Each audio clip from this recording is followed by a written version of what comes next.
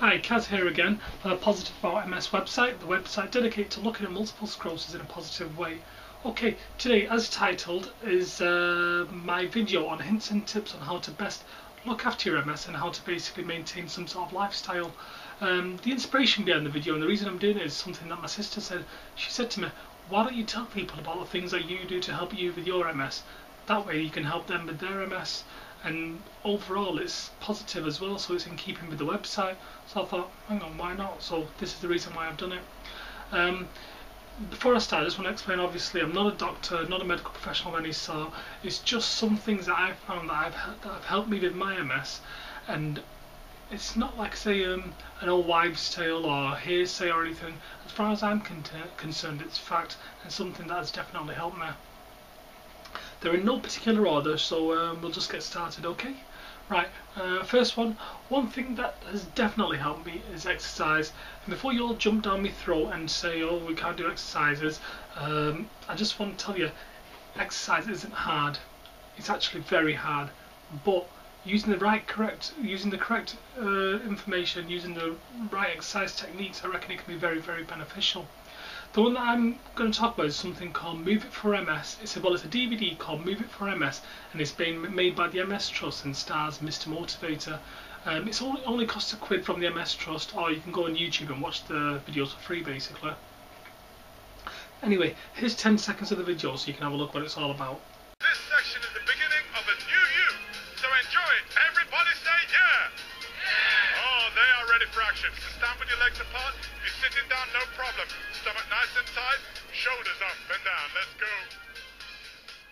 Here we go. Push it up. As you can see from the brief video there, that's just a quick 10 seconds of the warm-up exercise, and it just gives you a bit of a feel for what it's all about. You can see people in the video, they're actually sat down and people were stood up, so it takes into consideration everyone. So it's not just people who are running about and doing exercises, it takes into consideration people who can't run about and things like that. Okay, so you've seen that 10 seconds. What I would also say is that there's a lot more to it. There's quite a few sections that add up to about 45 minutes, but that section there is about 7 or 8 minutes long, and it's a good way to start off the day, and that's something I use. The next tip I'll give you is yoga. Yoga, and when I say yoga, I don't mean your regular yoga, I mean like an Indian type of yoga. The reason I mention it is because basically it's just breathing exercises, so it's nothing, well, I don't find it too strenuous, and it's something that you can start off slowly and build up towards and doing it for longer. The guy who does it, or the guy who teaches to do it, makes some really amazing claims. I mean, before he starts his video, he says this will cure muscular dystrophy, it'll cure multiple sclerosis, it'll cure diabetes, it'll help blood pressure, and he makes these probably wild claims, and you could probably also almost say that they're a bit irresponsible, but what have you got to lose? Because he doesn't say sign up to this and send me thousands and thousands of pounds or thousands and thousands of dollars. He just says do these exercises and it will help. Anyway, here's 10 seconds just to give you a bit of a flavour, okay?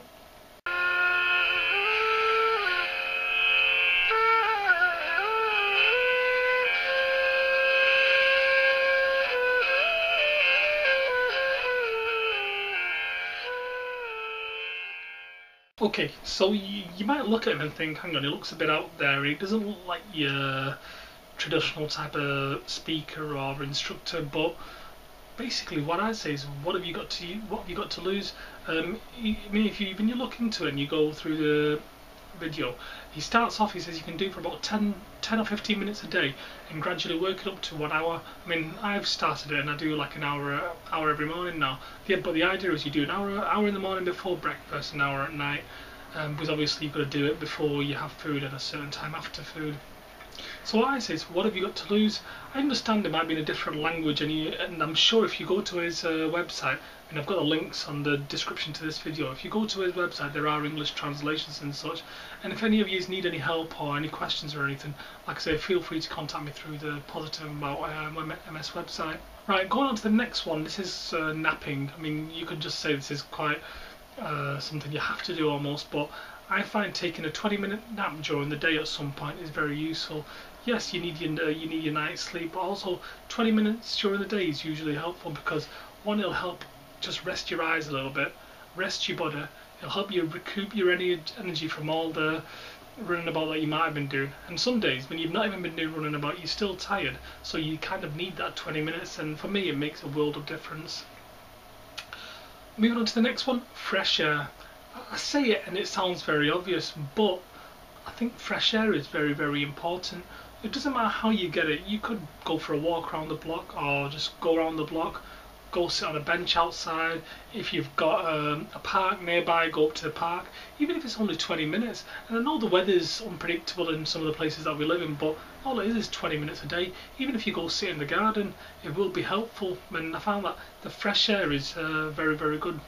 Okay, going on to probably a slightly more, not controversial one, but a bit of a different one.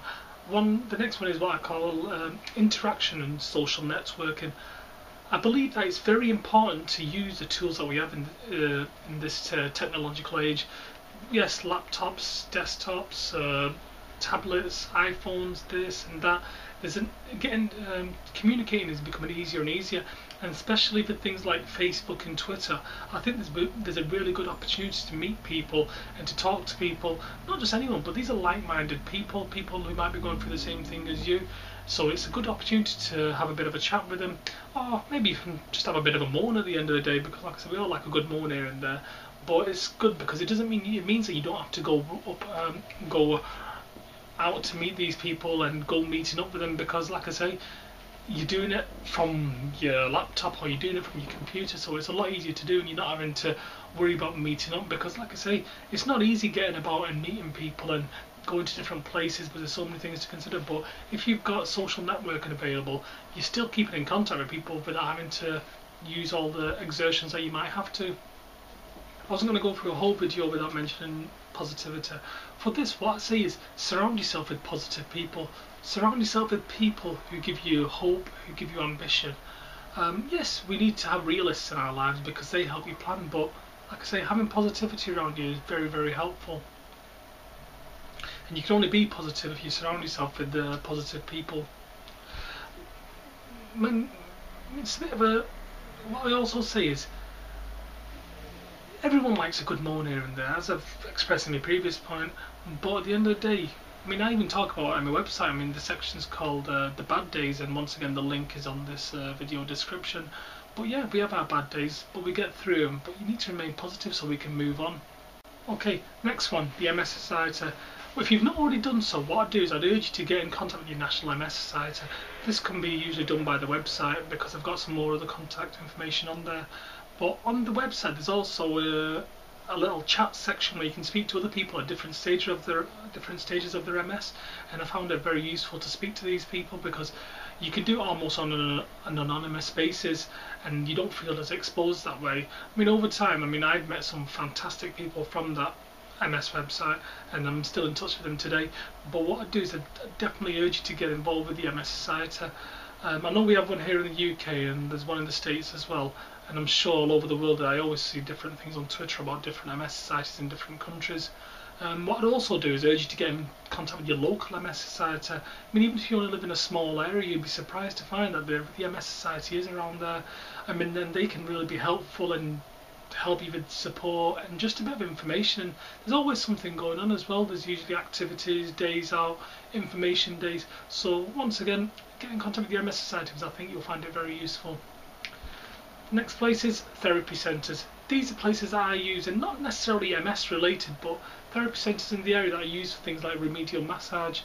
I find them very useful because there's a bit of a community there, but more importantly, you can kind of relax. I mean, I use things like Thai massage and aromatherapy. I find the remedial massage very useful. If you can, I'd say have it every week or every month, but I suppose that pretty much depends on your own personal circumstances, but something that I definitely recommend, because it just gives your body a chance to relax, recoup, recover, and it's almost like a bit of a treat for the body as well. Okay.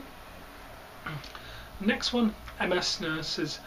I know here in the UK we have MS nurses. I'm sure there'll be equivalents in other countries as well, but basically they're just like specialists in the subject, and for me they're absolutely fantastic. The amount of work they do and the amount of information that they can help you with it's a bit of a lifesaver, and for me they're worth the weight in gold. I mean, you can speak to your MS nurses, and it's almost like on a more of a human level, and they can kind of level with you a little bit, speak to you, and you can ask them for advice. They can tell you about things that happen in your area, and basically it's just kind of, they can open a few doors, give some guidance to you, and I just found it very, very useful. So if you've not got in touch with your MS nurse, I definitely advise that you do so. If you're not sure of how to do it, I know you can go through your doctors, your general practitioners, and sometimes your consultant secretary, they can refer you, or even if you go to the MS Society, because I know there's a link between the MS Society and MS nurses. So if you go to your local MS Society and ask them about MS nurses, I'm sure they can give you a lot more information on there. Next one, ball bath physio. For me, this is very, very, very, very good. Also, it's a type of a real hands-on type of physio, and it really kind of wakes the body up and kind of stimulates the muscles to do things, or to try to do things, and kind of just wakes the body up. Do you know them days where you just kind of feel like a bit of a rag doll and you need a bit of a stretch? And I suppose not the greatest of metaphors, but they really do help you and make your muscles wake up and feel more alive. I mean, yes, it is a private thing, so it does cost money, but there are fundings available with certain MS Society branches, and it is very, very useful. Once again, the link to the ball bath physio is in the title description, and I've got details on my website about that. But very, very useful. And I mean, I was doing it previously with the MS Society, and now I'm also doing it under my own steam. But very, very useful, and something that I would definitely recommend. Going on to the next one, hobbies. I definitely recommend some sort of hobby or something to keep you entertained. I mean, I used to play football and take part in a lot of sports, but I can't do that anymore, so I've got other hobbies. I mean, I've got a love of stock markets. Yes, I know it's very boring to most people, but I find it interesting, and to research and to find out about it, all I need to do is switch on Bloomberg, read a book, or look on the internet. So, like I say, it's a hobby, but it's very accessible to me and something that I can do. Okay, so in summary, for the eagle-eyed amongst you out there, you would have probably noticed that there were actually 11 points there and not 10, but top 10 tips sounds better than top 11, doesn't it? Well, anyway, I'm sure hopefully you won't hold it against me. Anyway, as I always say, I'm not a doctor or a medical professional or anything, but these are just things that I found useful, and hopefully you'll find them useful too. And things that basically just help me. I know it pretty much depends on your personal circumstances and what you do in your life, but like I say, I found it very useful. On that note, I mean, it took me a while to realise that the doctors are right, and it took me a while to understand that I need to allow my body to relax. But you need to do exactly that. You need to allow your body to relax. I mean, your pride pushes you so far and so long, and you push as hard as you can, but then it comes to a point where your body just needs some help and assistance, and you can't have it both ways, can you? Okay, but if you need any help, if you need any advice, if you've got any questions or anything, please don't hesitate to contact me through the through the Positive About MS website. As you know, the address is www.positiveaboutms.com. So that's www.positiveaboutms.com, and the links to all the videos and things I've mentioned are in the video description below. Okay, thank you very much for listening.